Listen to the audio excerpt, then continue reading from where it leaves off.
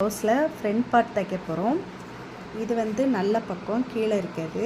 நல்ல பக்கத்துக்கு மேலே லைனிங்கை வச்சு நம்ம எப்போவுமே லைனிங்கில் எந்த நெக்கு டிசைன் பண்ணியிருக்கோமோ அதை அப்படியே சாக்கால் வரைஞ்சிட்டு அதுக்கு மேலேயே தையல் போட்டிங்கன்னா உங்களுக்கு கரெக்டாக வந்துடும். இப்போ இதுக்கு மேலே ஒரு தையல் போட்டிருக்கேன். இன்னொரு தையல் அதுக்கு மேலே போட்டுட்டு அதை திருப்பிட்டு கட் பண்ணணும். நான் கட் பண்ணிவிட்டு காணிக்கிறேன். எப்போவுமே டபுள் ஸ்டிச் போட்டுறணும், இல்லாட்டா பிரிஞ்சிட்டுன்னா இன்னொரு ஸ்டிச் வந்து இருக்கும்.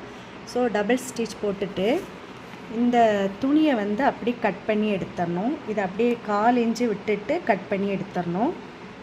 இப்போ கட் பண்ணியாச்சு. அதே மாதிரி இந்த மாதிரி மார்க்கிங் பண்ணிட்டீங்கன்னா உங்களுக்கு எங்கே தைக்கணுமோ அதை கரெக்டாக பிடிச்சி தைச்சிடலாம்.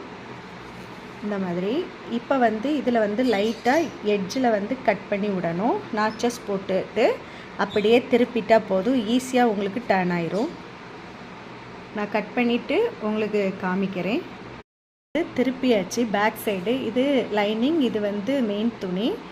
இது நான் வந்து சாம்பிளுக்கு தான் தைக்கிறேன், அதனால் வேறு கலர் யூஸ் பண்ணியிருக்கேன் லைனிங். நீங்கள் வந்து எப்போ தைச்சாலுமே அதே கலருக்கு ஆப்ட் ஆகிற மாதிரி லைனிங் யூஸ் பண்ணிக்கோங்க. இது பார்த்திங்கன்னா உங்களுக்கு லைனிங் வந்து உள்ளே வரணும், மெயின் துணி வந்து கொஞ்சம் வெளியில் இருக்கிற மாதிரி வரணும். இப்போ நீங்கள் இப்படி வந்துட்டு அப்படின்னா இந்த மாதிரி இருந்ததுன்னா உங்களுக்கு வந்து லைனிங் வந்து வெளியில் தெரிகிற மாதிரி வரும். அதனால் லைனிங் வந்து உள்ளே இருக்கிற மாதிரி அழகாக நீங்கள் நெய்யில் வச்சு இப்படியே நீங்கள் வந்து ப்ரெஸ் பண்ணி விட்டுறணும். அப்போ உங்களுக்கு இந்த மாதிரி கிடைக்கும். இப்போ ஷேப்பு கரெக்டாக வந்திருக்கும். இப்போ ஃப்ரண்டில் திருப்பி பார்த்தீங்கன்னா உங்களுக்கு கரெக்டாக இருக்கும், ஷேப்பு கரெக்டாக வந்திருக்கும். இதில் மேலே வந்து நீங்கள் ஓரமாக ஒரு பதியடி போடணும். போட்டாச்சுன்னா உங்களுக்கு அமுந்துடும், அந்த துணி வந்து அமுந்துடும். அதுமாதிரி நாச்சஸ் போடணும்.